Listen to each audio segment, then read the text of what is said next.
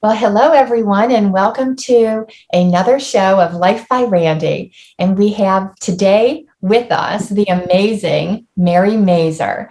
Mary, welcome to Life by Randi, and another time to converse together, to share, to bring light to the world, and to touch people's souls and hearts and spirits and minds in ways that they've possibly not been touched before. So this is Mary Mazur number 3, our very regular guest. And today we welcome you, Mary. Oh, thank you. Thank you, Randy. I'm always thrilled to be here with you.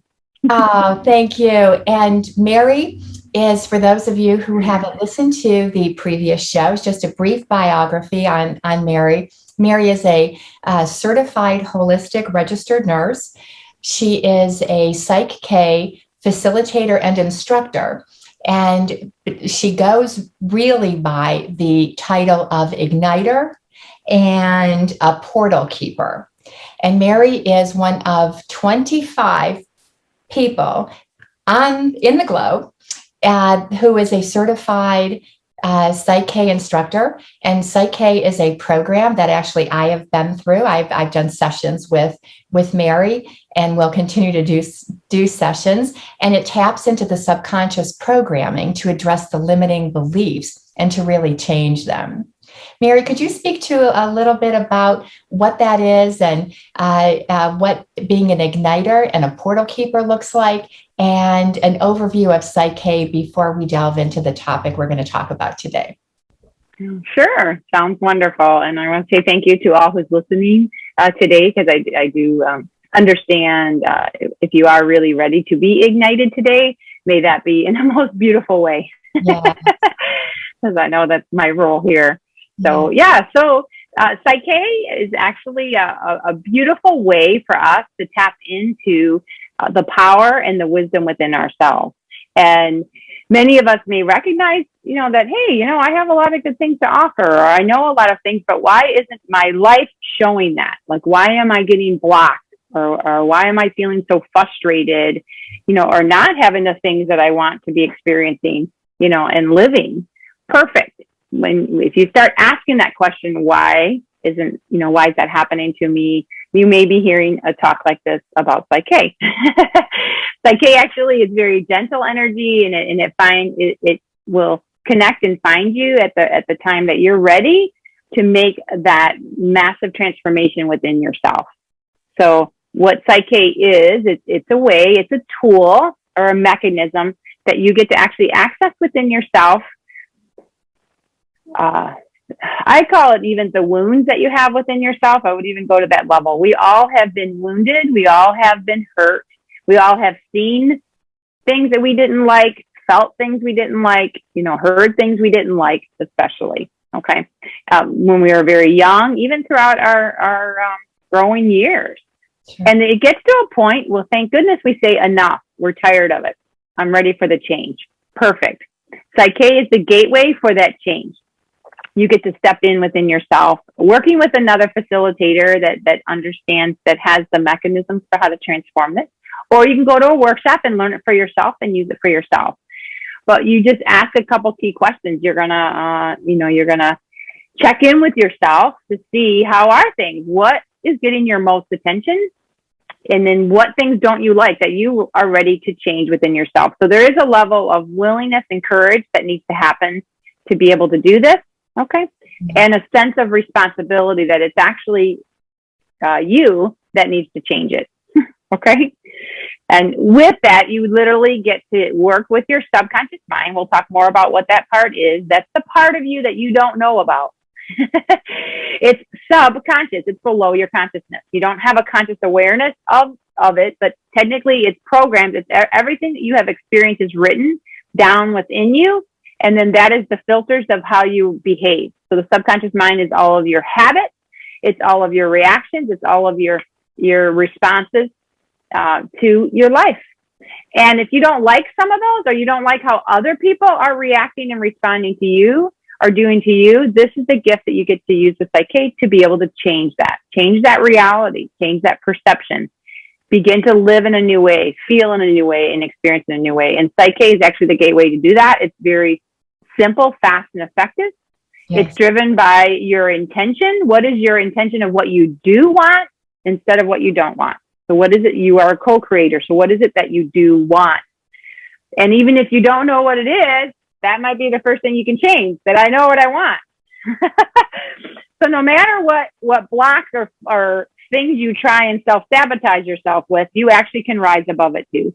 So literally with Psyche, you're going to rise higher into your level of consciousness. You're going to be leaping in your level of consciousness. And what that means is you're actually going to be able to expand and be in a way that you never were before. Interesting. We're typically used to being in the same way and repeating things over and over and over again and just trying to learn how to deal with it. We're done with that. We're in the Aquarian age now. Okay. Yay. 21st century. That has happened for thousands of years with humanity, and with maybe some changes that people have made, little bits here and there, but not a whole lot. A lot of people repeated a lot of things that have been going through and learning how to grow. We all are here to grow in our self-mastery, whether you believe it or not, but that's actually one of our intentions to be here, is to experience, and we get to make our free will choice of every decision we make. But how much are we making our free will choice in? Is it really from your conscious desires of your spirit and your heart and your love of what you would love to have? Or is your decision that you're making coming from the programs that you have in your subconscious mind, which means it's reactive. It's there just to protect you. And it's there just to keep things safe or to not grow and change. Interesting. So Psyche helps you actually step into your personal power and make the changes that you're ready for. So it's the gateway for the ones that are ready for the changes in their lives. And we teach you how to do it in a 3-day workshop, so you can do it for yourself for the rest of your life, which I have done. And then you also can help assist others. It actually is that simple and profound. And we are made in such beautiful, amazing ways that this was a gift given to us through Rob Williams. He was the conduit for it 30 years ago. And he's kept it so pure. He's done an amazing job of doing that. And I'm so grateful for his service and commitment to bringing this precious gift for humanity, especially during these massive changing times right now. So Psyche is one of the most profound gifts right now. There's many ways that people can make changes, and we want to honor all of them. They all complement each other. I have found that they are all stepping stones. Most people will try many things and then they find Psyche. Or for me, I actually kind of just leaped into it. I read Bruce Lipton's book, Biology of Belief, because my husband got sick with leukemia. And so, I'm like, all right, I need to learn the Psyche thing. I didn't even know what it was, but I'm like, Bruce Lipton is amazing, the stuff that he has been able to discover about our bodies and us responding to our subconscious programs. And so I was like, well, if that's the way, then I'm learning it. And I went, and I know this is it. So, and your life has never been the same, just like mine. Exactly. And you're like, wow, right? I know. So, what would be some examples of limiting beliefs that we work with in Psyche? So, I've done 5 sessions with you. For my story, I met you at the end of November via Zoom. You're in Michigan, I'm in Ohio, and it was after a stage 4 cancer diagnosis. And within 5 months, a combination of prescriptions and supplements and really Psyche, the subconscious work and the meditation, I've no evidence of disease. Again, that's not typical, I would say, but quite possible for those who want to deploy and take hold of all the different modalities out there like I did. And I just knew that was going to be my path. But Mary, you certainly helped me and guided me through the 5 sessions to my limiting beliefs. So is there, within Psyche, is there a range of limiting beliefs? Is there a list of limiting beliefs, or are there limiting beliefs just in general terms that are specific to any individual person going through their journey? What does that mean about a limiting belief? Okay, beautiful. Well, thank you for asking. So yes, it is individualized for each person what a limiting belief is. And because we are a collective as a humanity here, we have many of the same ones here. Is that because especially where you live. So depending on different parts of the world, they might have, more specific ones. But we draw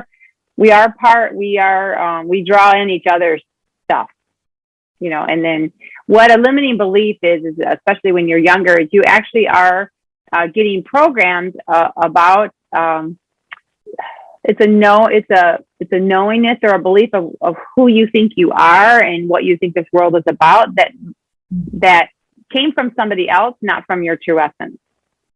So meaning you have an experience from, as a little one, and let's say at the time your parents are also in a lot of fear, and they're worried about finances, and they don't have their own self-esteem or self-worth. So they may say things to the little child at that time that just comes out from their programs of their limiting beliefs. So limiting beliefs means conditioned beliefs, or beliefs that we create here as humans, but isn't our true essence. Our true essence is love and light, and our true essence is that we are magnificent and perfect and whole and one, and that we are centered and full of peace and love and harmony. Okay, this is actually who all of us are on this planet. So you can imagine that we all literally are like these crystalline, clear, perfect vessels of light and love, here to experience in a physical way. And it's a three-dimensional way where we can see and feel and touch. Okay, it's a physical. We have physical bodies and we're separate from each other. Okay, so a limiting belief is that we have our minds, and our minds create ideas. So we each get to create our own unique idea of something. So if someone hears from their parents, let's say, they come home with a report card that has B's and C's on it, and they hear from the parents, "Oh, you can do better. It's not, why can't you get A's? Oh, you're dumb." People will hear stuff like this, or like for me, my sister's a year older than me. She's literally like a genius, and she has her postdoctorate degree. She's beautiful. She's like, whew, wow. So she was quiet and the genius one, who's a year older than me, and then here I am, the outgoing, fun. I just love people. I want to go have fun and enjoy hanging out with people. What the heck is this school stuff, right? So I was the one. I had a few A's. I had some A's, but it was more B's and whatever. I was not an overachiever as far as having to get all A's, right? So I did hear that, yeah, Kate's the smart one, right? I'm the fun one or the people one. So you get these embodiments or these roles from our parents of who you are. And yeah, it's fascinating. So then you create beliefs about that, about who your identity is. The limiting beliefs are how we create our identity of who we think we are here. The limiting beliefs just means that they are in like a filter, or they're constrained. They're not actually who you really are. Okay. And it's all purposeful. So like for me, growing up, I guess would be, I was taught that I had to figure everything out myself, be independent, get out there and figure it out, and sacrifice myself. Like, don't think of yourself last. So that's a limiting belief that I had within me, is that people are more important than me. Everyone else is way more important than me. Okay. So I'm going to sacrifice myself. I'm going to give myself up. I'm not worthy to actually put myself first at all. Oh, heck no. That's being selfish. That's being evil. That's blah, blah, blah. I got a lot of that. And so I was a self-sacrificer, which led me into becoming a nurse. To go help people and go get married and have 4 kids. I do love taking care of them. And a lot of us have like this service part within us. We do want to help and serve, but it's out of balance. So limiting belief is where it's out of balance. And it's not the whole picture. So with Psyche, you get to actually put in, well, how do you want things to be instead? Because if you overgive all the time, like I did, you'll get exhausted and you'll get frustrated and you'll get resentful. And that's exactly where I would yo-yo, because I love to have fun and like to be with people. And so I would appear to be happy and hey, do you want to be really connected? But I was over giving. And because within my system, I wanted that approval. I wanted them to love me and like me and know that I'm helping them, that kind of stuff. Mm-hmm. But it was actually my inner child within me that was needing it. Yes. And that's what Psyche gets to do, is working with that inner child within you. However things are happening outside of you is actually what is going on within you, that you can begin to help within yourself.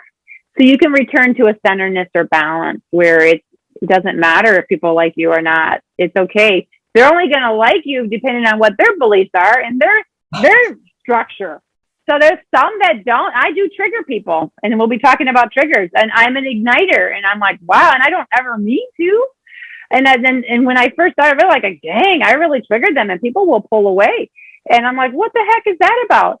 You know, I wanted to, come on, let's all be together and we can all talk about cool things. And, you know, not everyone is like that. We actually are our own unique person. And so my self-mastery has been to unconditionally love and accept each one right where they are and become more aware, you know, of who and where each one is, where they are in their makeup of what they believe about themselves and their life. And then also stand strong in who I am. So I'm okay if I trigger people, okay, then let's use it for a purpose. And we'll be talking about that.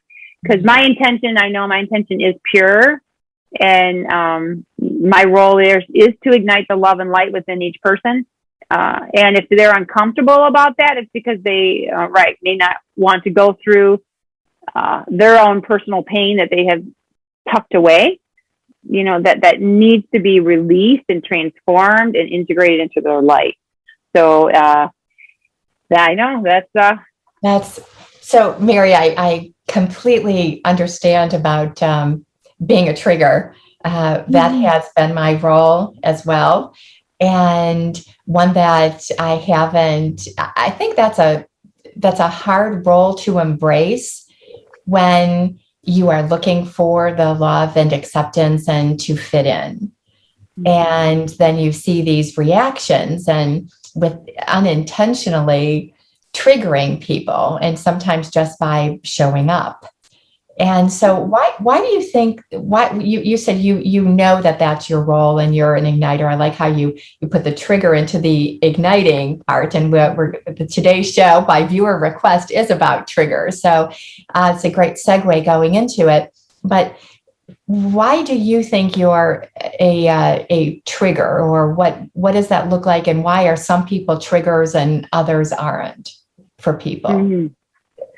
Perfect. Okay, beautiful. Yeah. So obviously, right. We all, just like in the law of one, or in the reality of everything is part of everything. If people can understand that, we actually there's one extreme to the other.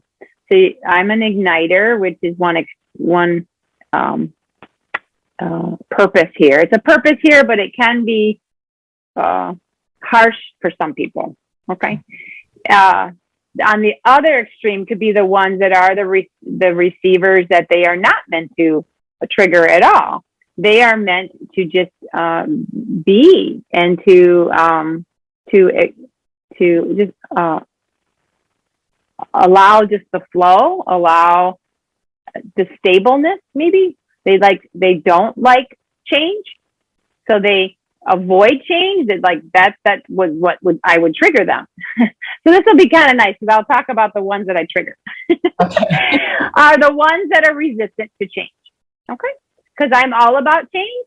And because I understand, because I know, at least from me, I understand that my intention from my life is to expand as greatly as I'm able to here, and to help seed Earth into its new world expansion that we are all called to do, who's living during this time. Because I do have an understanding that all of us agreed to come during this time. Oh, heck yeah. And it is completely changing. Everything will be changing, and everything is already. And we're in it. We're in the beginning aspect of this, and we're going to live through it and bring it in. Okay. So, In order to do that, a trigger needs to happen. Something has to change. So just like a fire, you can have a bunch of wood sitting there, and that's lovely. So the one extreme is the one of the people that like stability. That's important. Having wood is important, right? To have wood in a fire camp. Perfect. There's a time to be stable, a time for not changing, a time to feel secure and safe, and just being, right? And then there is a time to take, your little triggers and light it up. Okay, here's the little light it up, right? And this is actually electric, which is kind of funny instead of I didn't even think I know I was doing this, but there we go. Zoom. All it takes, that little trigger, a fire will happen, right? Exactly. Yeah. And a fire, different perceptions of what a fire can be. You can be at a campfire, and a fire can be so beautiful, right? You can roast marshmallows and enjoy time together, and it allows the warmth, and it's so beautiful to embrace. I love fires, and love it, right? And they also can be horrific if they burn down your house, right? And there's extremes of things. So depends on where the purpose is. And it does create change, just like if you can, in a forest, when there are, let's say, lightning strikes a tree and it triggers it, ignites it, it will burn down, part of the forest. But what Mother Nature shows us, it's time for the rebirth. So all of the part that burns is the part that was ready to be done. It's no longer needed anymore. Let it go. Let it turn to ashes. And that the ashes actually help assist for the new regrowth again. So everything is always in cycles, and birthing and dying, birthing, living, and dying. And some of us are so afraid of dying that we don't ever live. Yes. So it's important that you live. So the triggers help us live more passionately, more fully, more consciously. That's how I see my role as being a trigger. And I don't intend to go out and trigger people. Like, this isn't, not at all. That's what's kind of funny about this, because it's like it will just come up when things happen, and I'm like, "Whoa, boy, yeah, I think I just triggered something there." And so I help. I would love to have it be as gentle and as smooth and as more actually welcoming. Like, wow, thank you. They don't have to say thank you, but for themselves, they can even say thank you, because you know what? I do need to clear that part out and step into who I really am anymore. I see each one already as their beautiful divineness. Like you, you're already, when I'm looking at you, I just see all your light. It's just so beautiful. Mm-hmm. And your love, you're so beautiful in every way. You just have so much passion and love and heart, and you want to make such a difference. When I can see within people their true divine essence. And I also can see that all of their conditioned beliefs, I don't know what those beliefs are, but I can see like the muck. It's like the cloud or the junk on them, if that makes sense. And I can feel it. I can feel that, oh man, they're just beating themselves up right now. Oh, they just don't think they're worthy enough. They don't think they're good enough. They don't think they do enough. It's like, I was like that too. I agreed to be like that too. I expanded myself out of that and above that, and I'm still fine-tuning all of the things, whatever is triggered within me, I embrace it now, which I never did before. And I'm like, okay, so you're showing up. All right, what are you here for me to? Because I can help you with my expansion in my higher growth of my love.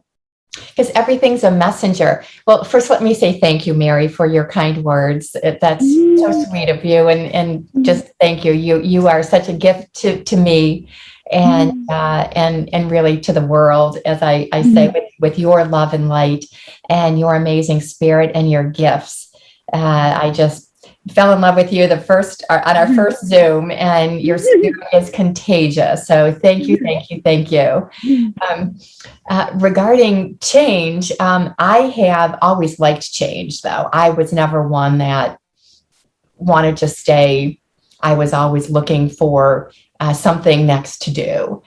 So change, especially during this time from 3D to 5D, and what we're all moving through.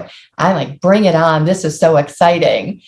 Where other people possibly are white knuckling it, right, for a number of reasons. And I think change is difficult for most people. And for me, and from my perspective, I have, not that I have been hypercritical, but I've seen this earth plane that we've lived on. And yes, I see beauty in it, but I also see the negative sides. And with what actually is going to be coming out is more and more disclosure in the next couple months, where I think, where in fact, I know that those like you, Mary, who are facilitating humanity in healing, in the Great Awakening, there's going to be a lot of disclosure, a lot of revelations on what actually has gone on this 3D earth plane. And so part of me launching this at the time, not only coming out of my own amazing journey with healing from a stage 4 disease diagnosis to no evidence of cancer in very short order, is hopefully having a platform to kind of catch those who are going to be in need of wisdom and of healing and that stability as we all go through this ascension process and change. And so I'm so pleased to partner with you in whatever ways that we can do, and just by having these conversations once a week, to not only give spiritual food to those who need it and those who feel called, but to then create a library of help and assistance as we go forward.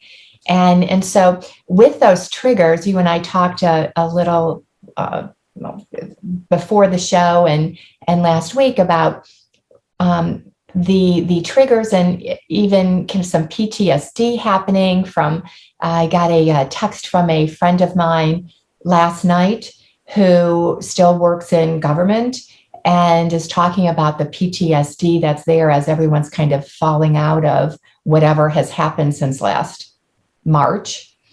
And, the societal impacts that have been negative in all kinds of ways. And so can we talk about how that has triggered people? What is a trigger? And I think that's very key, what's happening now, because it's bringing up, as you say, all the gunk that you actually have the spiritual insight and ability to see. It's actually for humanity's good, although it's very uncomfortable. Yes? Yeah, absolutely. And what we are really called to do during this time is we're bringing up to the level that we're able to handle. So I know many of us think it's way overwhelming and too much than what we can handle. And if each one listening here can help themselves know that they can handle this, yes, and that they can move through it. So it's being able to recognize what they're feeling and how they're feeling it. Most of us have blocked off our feelings. That's our feminine side of us, and we even closed off our hearts. I definitely did that growing up. It was a survival mechanism, and now those doors are going to be opening up our feelings, and they're beautiful. And the feelings are just energy, and it's the level of density of that energy. So especially when someone feels betrayed, because this is going to really come up, is feeling betrayed because we are lied to.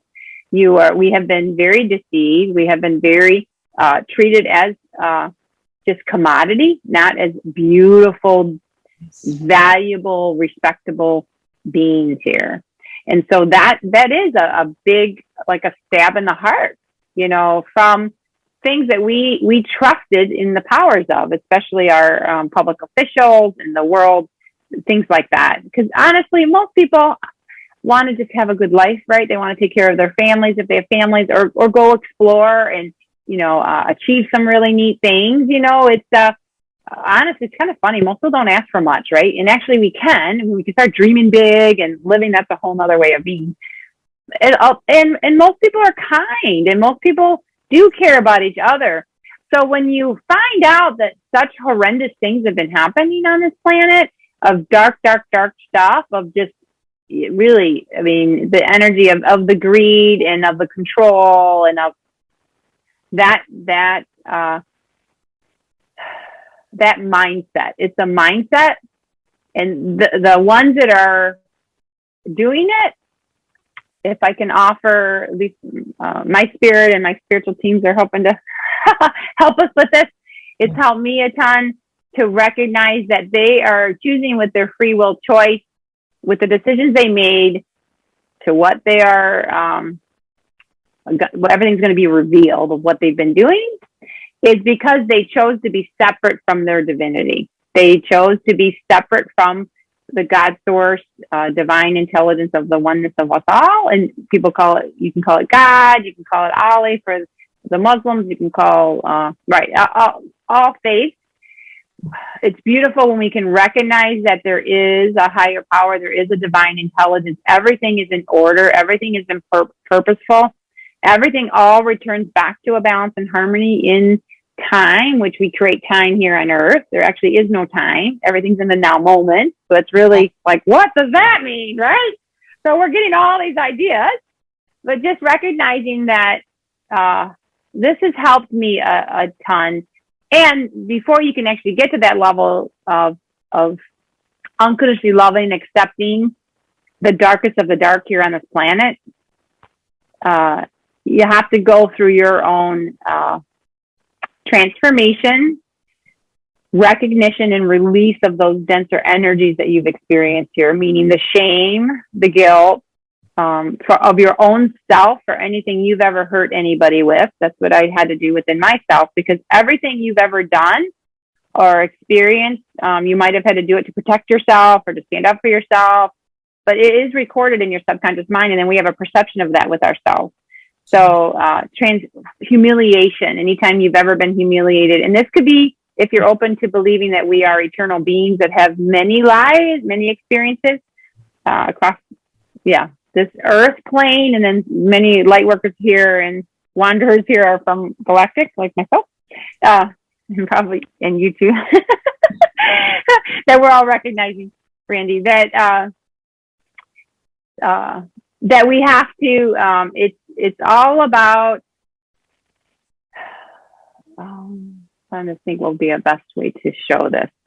It's important to include all of it. You have to include all aspects of yourself. So the parts that you have put away, which I did, I put away the humiliation, the guilt, and the shame when I was sexually abused as an 8-year-old girl, which makes sense. And I actually have memories of my last life experience that I had here on Earth was in the 1500s, and I was definitely raped and abused many times, and I get many memories of that. It's really nice if you don't get these memories, the ones that don't. But holy crap, the stuff that has been coming was great. Yeah. So again, I was burned at the stake, and there's another lifetime I was hung, another lifetime I drowned. But it's kind of funny. We die here, right? But then you get these memories. Well, our subconscious mind has all of this. Wow. And it will have these. So we in this lifetime are agreeing to, and then our family, if you're not open to thinking that you've had it more than just this life here, at least embrace your ancestry has. So your parents, grandparents, great-grandparents, all the way through that are in your DNA, they sure have for their life. And that is within you, within your DNA, within your energy frequency here. So we agreed in this lifetime, we are all spiritual warriors here, every single one of us, and we're all providing a service. So many of us are from the light realm, are hugely helping here. The ones that are still in the darkness, they're still asleep and dark and separate from divinity, they also are being called to come into the light too. Okay, so, and they get their free will choice if they do or they don't. They may be seeded here, meaning they receive the seeds or the planting for their next experiences that they choose to then embrace, because we have eternity. So however, whenever people are ready and whenever we would love to, we get to. The ones like you and me, Randy, I'm like, oh yes, let's go. Let's shoot as high as we can. Heck yeah. And I'm like, let's go clear up whatever we need to clear up. And then, but it is scary. And I was afraid.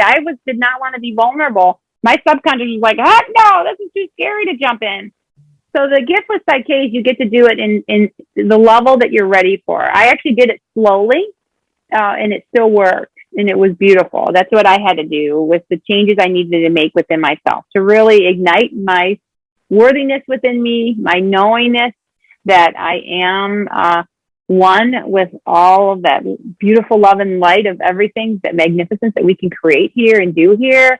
And I'm a vessel. I'm a portal keeper, but I hold the space for all this love and light to really uplift this earth and the humanity and humans. And a lot of us are going to be able to ignite within themselves whatever their next expansion is. So the triggers that happen are here to transmute those densities: the guilt, the shame, the fear, the worry, the pride, the frustration, the anger. So feel it. And we're meant to feel these things, but not meant to stay in them. You're not meant to stay angry and then get resentful and then get revengeful and then go into the darkness. No. Feel the anger, because I was really mad when all this stuff happened last year. I felt it. I was very angry, and then had to, with the Psyche, you get to actually step into that anger and transmute that up into peace and non-attachment so that I can be whole with it. So the anger can be passion now. It's just a higher energy field. Yeah. I'm still feisty and I'm still, it's just, the masks were a big trigger for me. So that was, because as it happened last year, I got remembrances of when I was the 8-year-old girl with the rape and sexual molestation, of him putting his hand over my face. And literally I was like, oh, hell no, that is not happening again. Nobody has a right to stop me from speaking, because I was too young at that time to say, no, you can't do this and get away from here, or yell for my parents, right? This is huge. And many of us have been, I share that story because many of us have been violated in other ways. It may not have been sexual. It can just be in other ways. It can just be violated by someone telling you something that you're not, and then you believing that you are that. Exactly, of the you're not good enough or smart enough or whatever, strong enough or blah, blah, blah. Right. So the triggers are here to help us. They're here to identify what it is, and then find what you can do to help yourself, because don't just deal with it. That's not what we're meant to do. We're not meant to wallow and suffer anymore. Heck no. You're meant to step in, find things like Psyche. Breath work is really beautiful. Meditation is beautiful. Movements like Qigong, Tai Chi. There's many tools out there.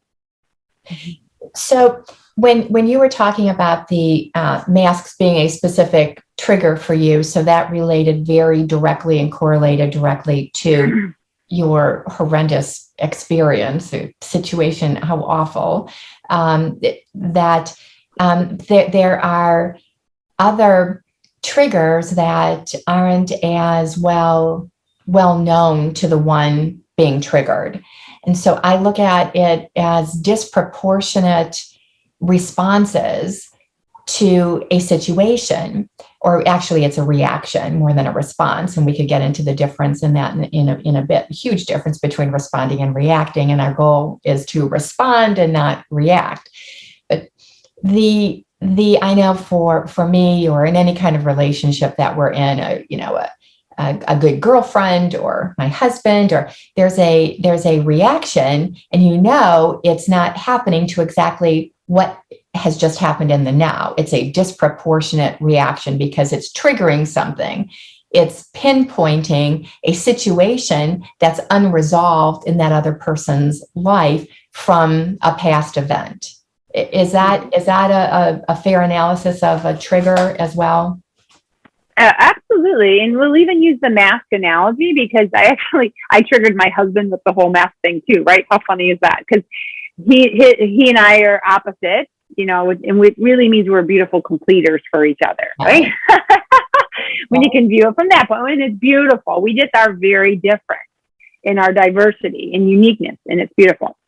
So, right, he would wear a mask and go put the mask on, and then he would get triggered or mad that I wouldn't. And for example, we went out one day, and I asked, hey, can we go get out? Actually, because the restaurants opened up in Michigan, So we're like, hey, let's go eat, and he just got triggered because his fears were coming up about me not wearing a mask when we walk into that restaurant, and that someone may confront us and say, hey, and he doesn't like confrontation at all. He avoids it. He would rather just put the mask on and do as they say. They tell you what to do, which a lot of people are doing right now. So where's that coming from? That would be the great thing. A big question people can ask is, so what is it that I'm wearing this mask and not questioning it or curious or go look it up? Does it actually do anything? Oh, heck no. I mean, if people really want to, and I know we can get into all kinds of discussions, but I'm a nurse and I'll offer that, right? The size of the symbol of things. Yeah, the size of the virus versus a cloth. Yeah, it's a the mask triggered in a lot of ways. Challenges our sovereignty and divinity, and yeah. Exactly. And then, but for my husband, and I do honor him, so for me to be comfortable with how he is and how I am, I had to speak up and share. And he was creating in his mind the scenario that was going to happen before we even got to the restaurant. And it wasn't even happening. He was creating it in his mind. So I just said it gently, that all the things you're saying is what your mind is creating. In my world, I go into the stores and people are kind with me and nice. And I educate them if I need to about our federal laws that protect us. And God source designed me to breathe freely. And this is our First Amendment rights of our religious freedom. Yes. And right. We can go on and on about that stuff. It's just gentle. I'm staying in my sovereignty that I do have a right to breathe freely, and end of story on that. So, but it ended up working out that the restaurant was beautiful. We went in, no one said anything, because my reality, my belief I'm creating is that, people will respect me and honor me and be kind to me. Okay. This is huge. And so he has learned when we go to different places that he doesn't wear it when he's with me, which is funny. So he doesn't wear a mask when we go out. Now I'm like, that's so cool. But I didn't tell him to do that because he is his own person. And how nice that, and if he is choosing it, so he's taking little baby steps with that, because he's recognizing, I really don't want to wear this thing on my face either. What's the point of this? It's been 1.5 years for crying out loud now. Like, hello, there's many treatments and people and the whole thing. People, we're responsible for our own health, our own, way of being. So I don't know if that was helpful for you, but the triggers, you can use whatever is happening to help yourself and help whoever you're with. Be more comfortable, and then just respect and honor. We each are going to respond in a unique way, and that's the polarity is so strong now. There's going to be such opposites. The sooner that we can become just in a way of, okay, that's interesting that they're responding in that way. Like this is what I'm doing. That there's still a lot of people wearing masks, even though the signs are gone now. Like the grocery stores, there's no more signs, and people are still wearing the masks. I'm like, hello, wake up! You don't need to do it anymore. There's no more signs that says you have to do it. And so the question they can ask, so why am I still wearing it? This is the key. If you can ask yourself, what is it? Is it helping me feel safe? Is it helping me to feel like I don't have to have confrontation and I'm following the rules? I'm being a good person by following the rules. We were programmed that in school to follow the rules, listen to authority. You do what you're told. Oh, heck yeah. They programmed all of us in that. Right. And they're treating us like children. So the gift now is, are you grown up? Are you waking up? And are you going to choose what feels right for you and what you're willing to stand in? And it's just, right, living freely, living in your love, creating your world.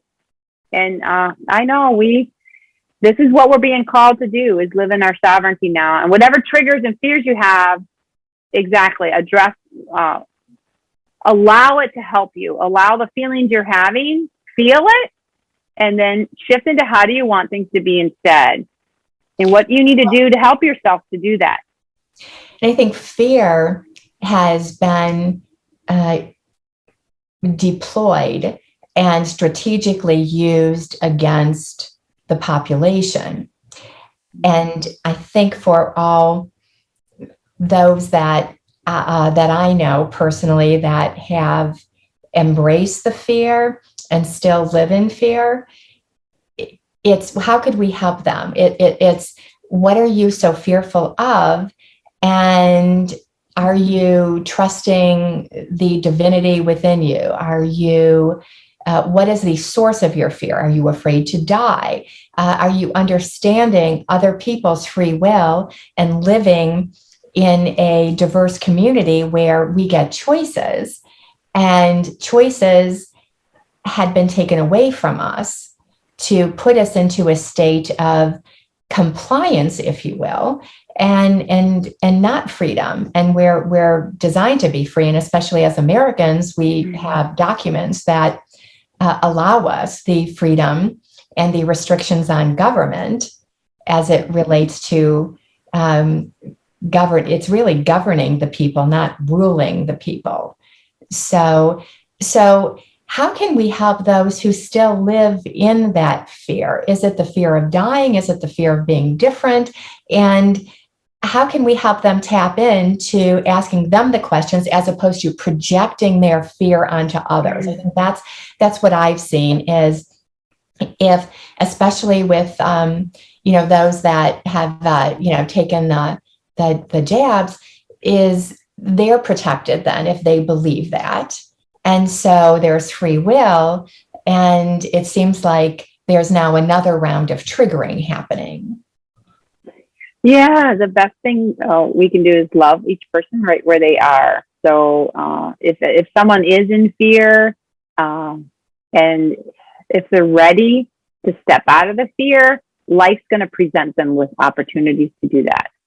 So, and in every situation, in every interaction is always here to actually help us.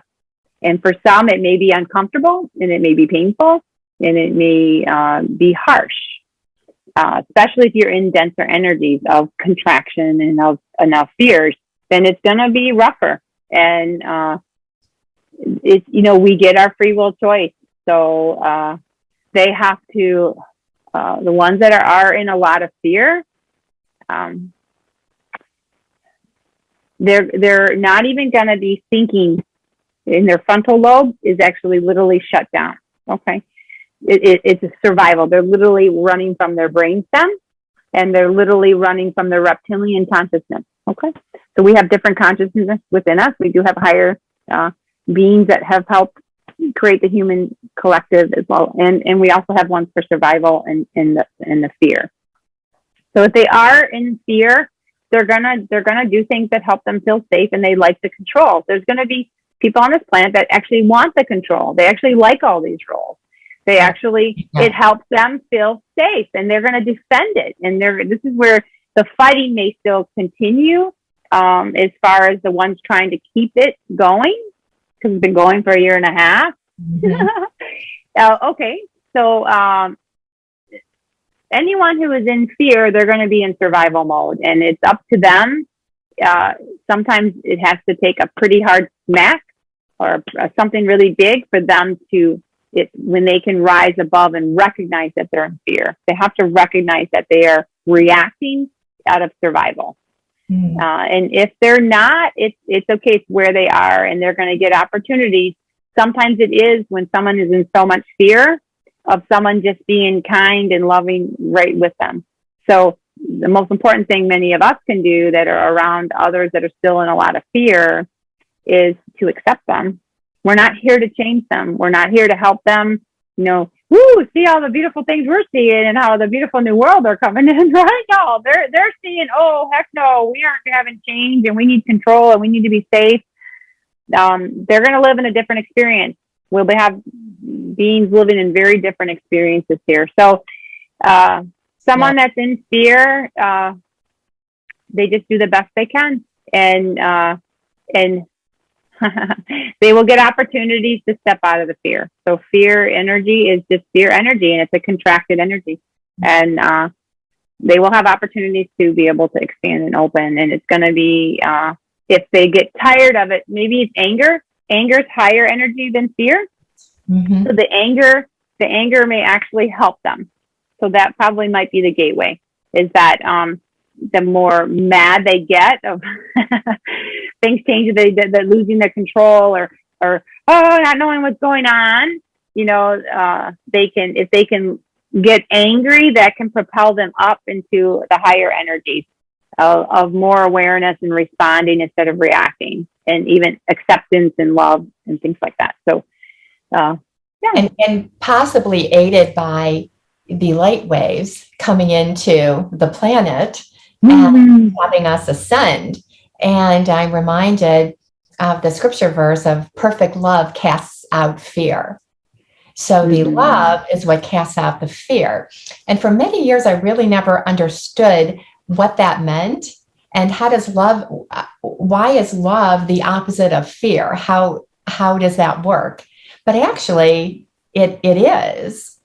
And so I'm still on a quest to go deeper in that very simple sentence of perfect love casts out fear. And so whether it's, the love of yourself, the love of the divine within, that gives you that security, because it seems like if you're living in fear, you're not living in love. It has a way of shutting you down and shutting you in. It does. And if you can see love as light and fear as darkness, it may be easier to understand that love and fear are on opposite polarities of spectrum. Because if you are in a dark room, what is the best way to bring that darkness into light? Is you just turn on the switch, right? Yeah. You don't yell at the fear. You don't talk it into coming into the light. You don't convince it. You don't try and manipulate or persuade it. You just invite it in. You just turn on your own switch. So our own light is gonna invite the darkness in. That is how darkness dissipates. That is how fear dissipates, is in the love energy. When someone, and actually it's beautiful you said that, because someone that is in so much fear, if they really are able to be around someone else who unconditionally loves and accepts them in that fear, their fear will dissolve.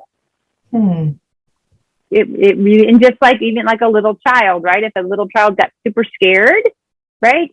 Let's say they thought they saw the boogeyman in the basement. Let's say, like, literally in their minds, like, ah, right? That guy's super scared, and they run into their mom's arms or their dad's arms, right? And they're just like, they're just scared. They're just scared. That's a density of separation. Fear is the density of separation, and that is separateness from our divine source, of our stableness, our connection, that everything is well and we're all safe and all is good. No, when you don't have that and everything's scary and you're going to be hurt and you're separate, it is scary. It is fear. That is the appropriate energy. So you bring it into the light. You embrace.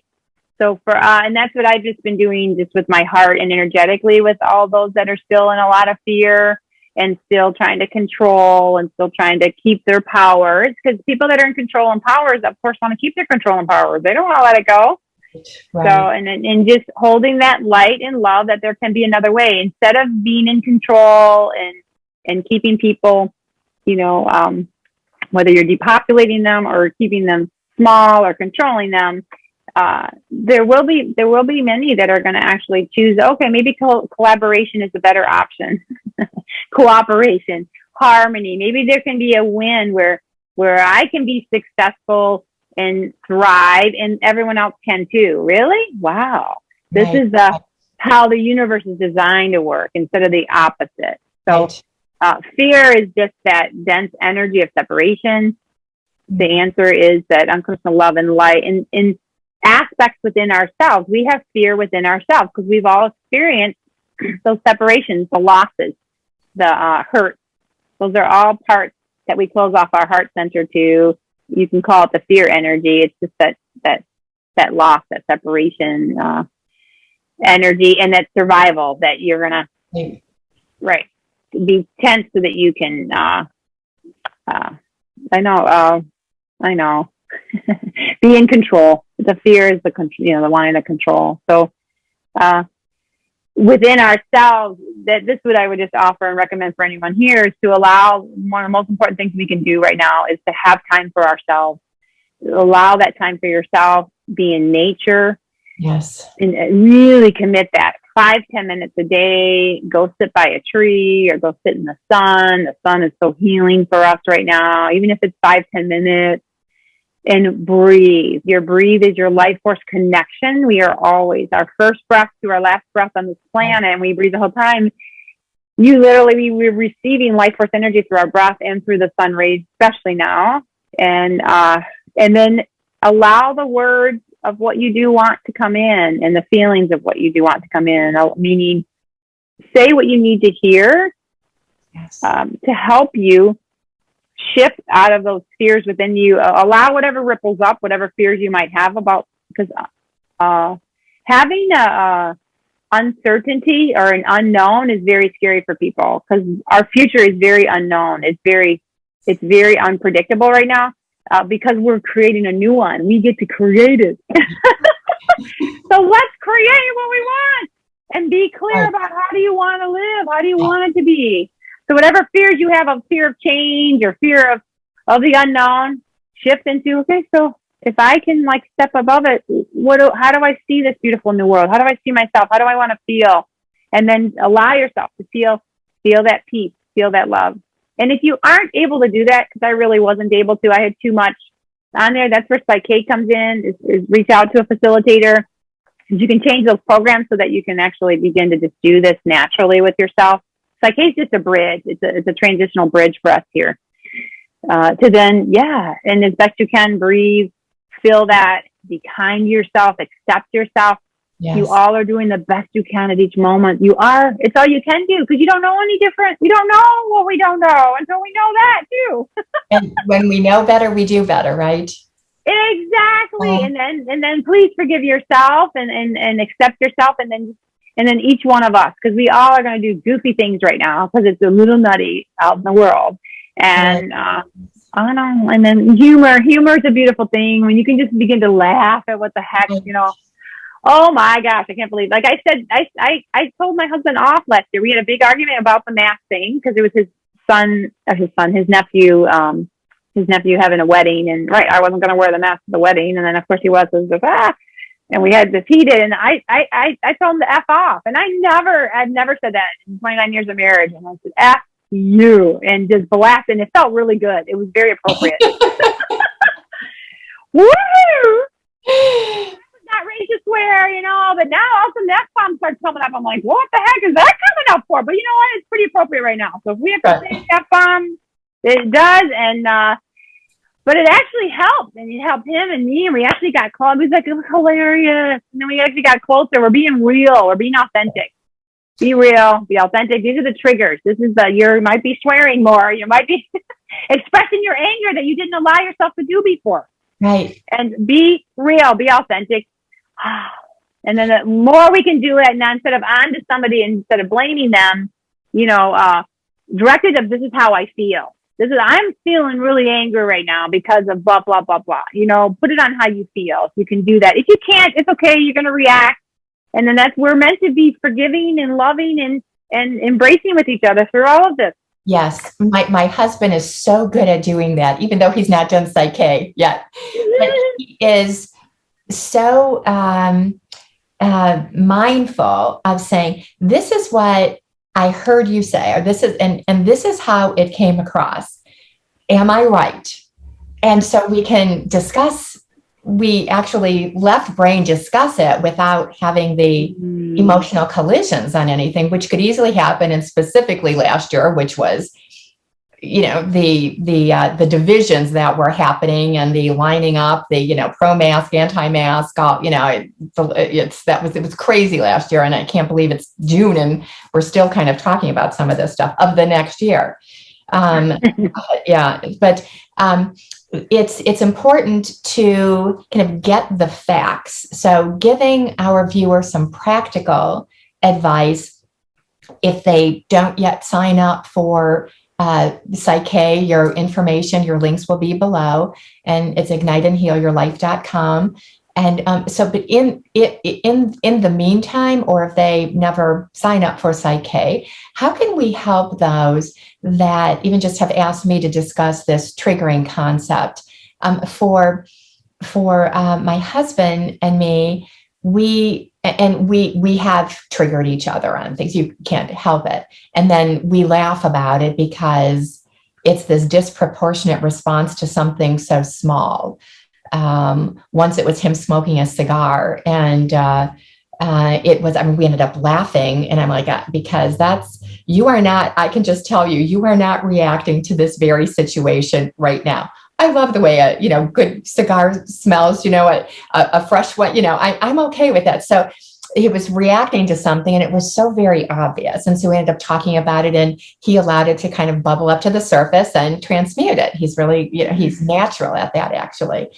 And so we try to always say we're on the same page. So we're together. We play for the same team. It's not, we're not sitting across the table from each other. We're sitting next to each other.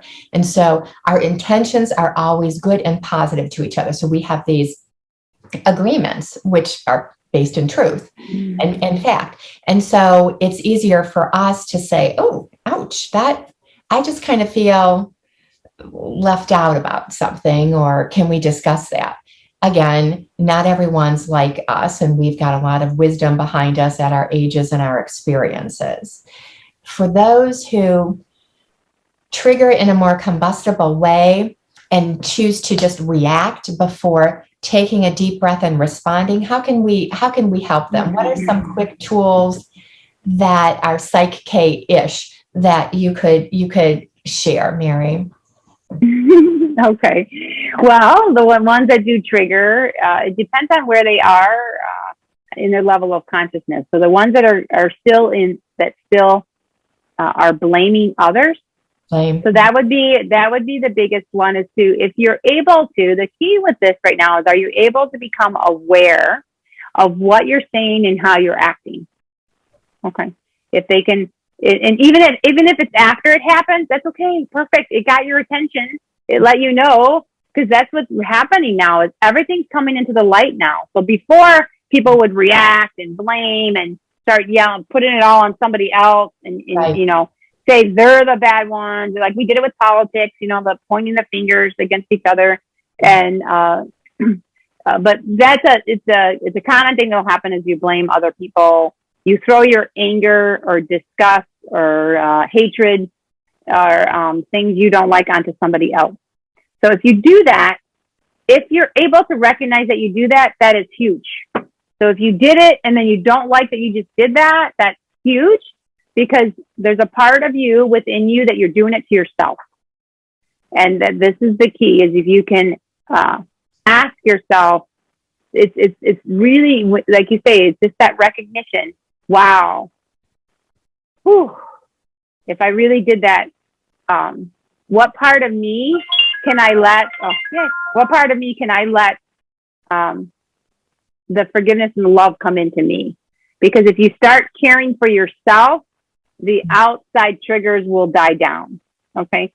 The outside triggers are happening because that inner child within you is in desperate need of your own self-love, your self-forgiveness, your self-worthiness. Okay.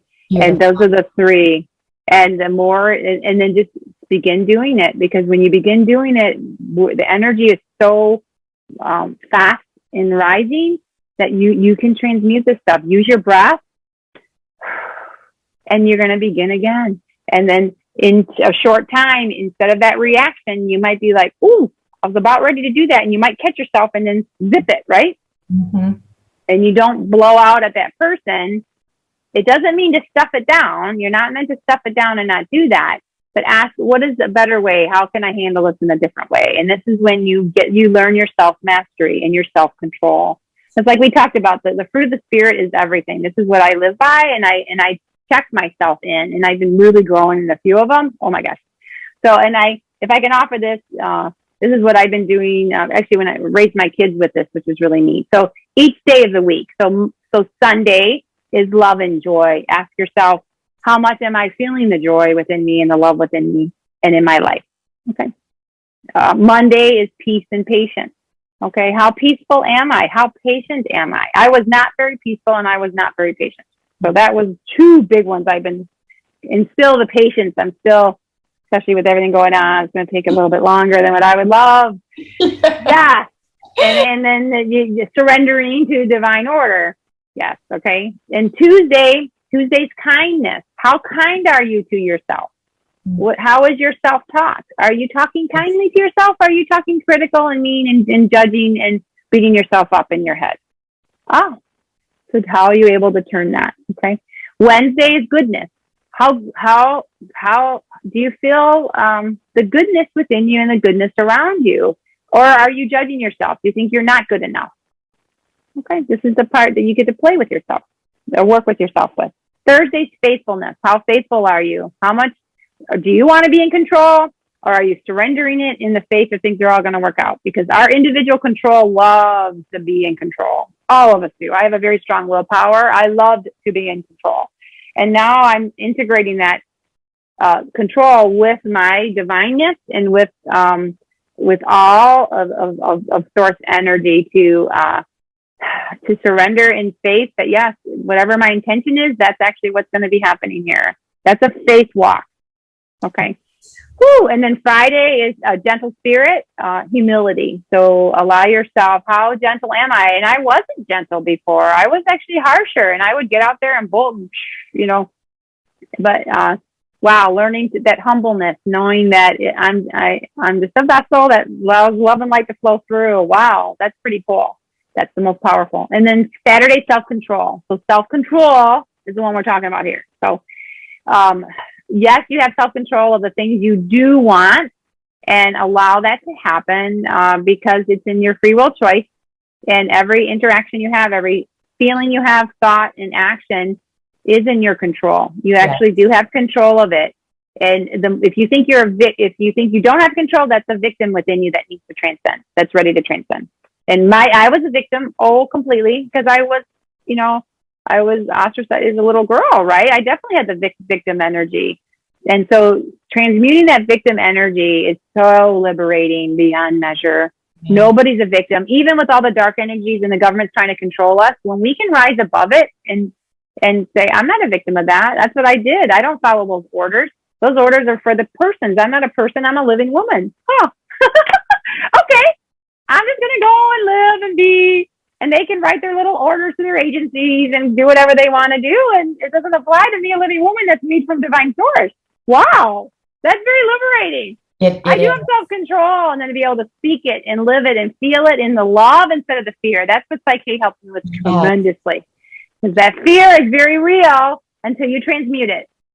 And Mary, this is the state of humanity that we're going into, and where we need to be into is not robotic, compliant individuals, people who are treated less than, who are just sheep that follow whatever they're told.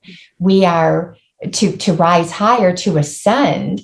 We all have to understand our divinity, our choices, our free will.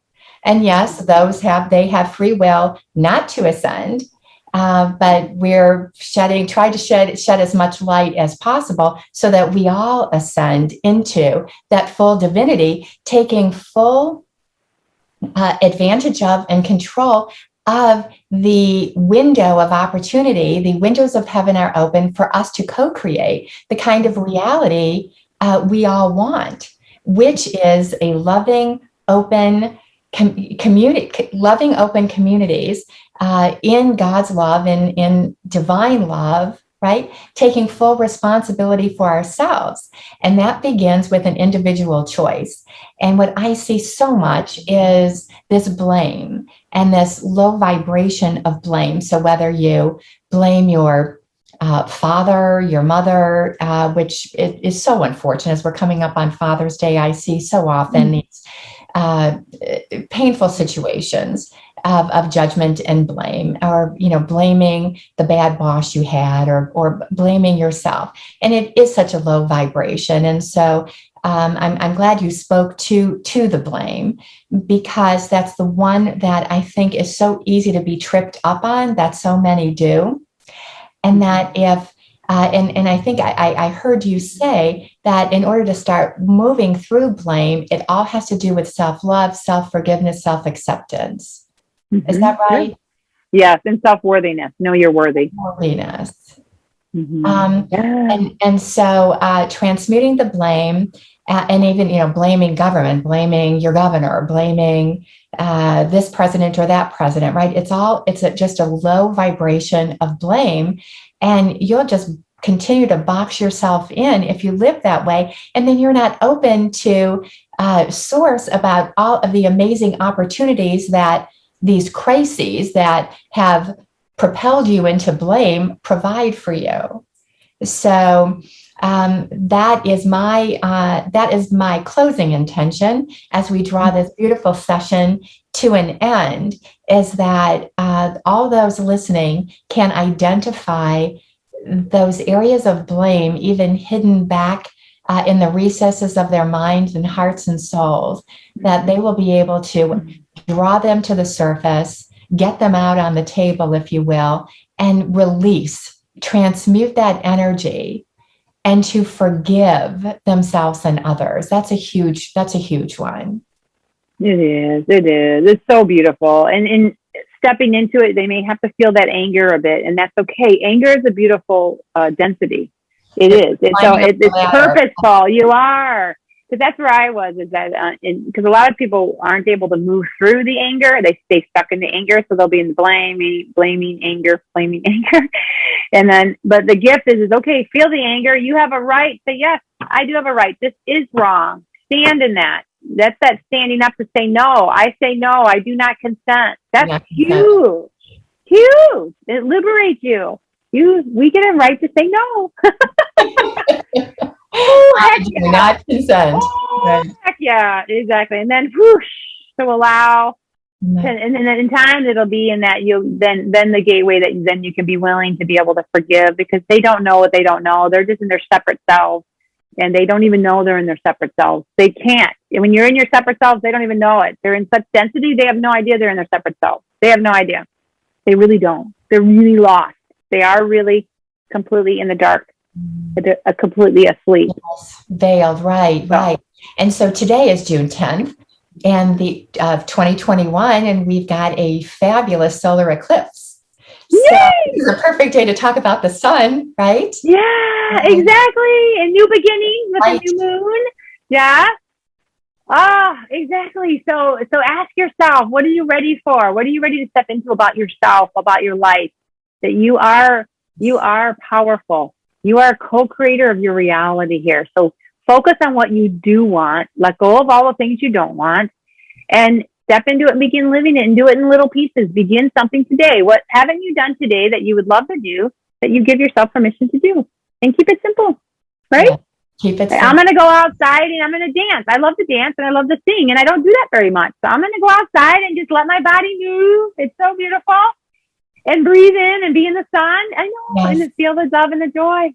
Yes, absolutely. And celebrate. So I'm going to do that with you. But here in Cleveland, we've got some beautiful trees, and I heard your birds chirping, and I live in a bird sanctuary as well. So we're going to celebrate together.